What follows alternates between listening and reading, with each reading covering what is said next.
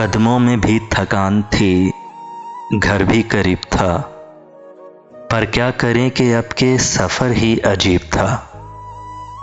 निकले अगर तो चांद दरीचे में रुख भी जाए, इस शहरे बेचराग में किसका नसीब था।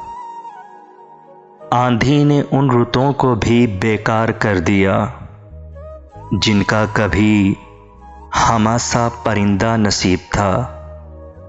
कुछ अपने आप से ही उसे कश्मकश न थी, मुझ में भी कोई शख्स उसी का रकीब था।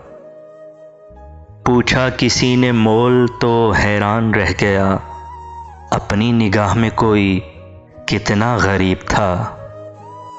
मक्तल से आने वाली हवा को भी कब मिला ऐसा कोई दरीचा के जो बेसलीब था।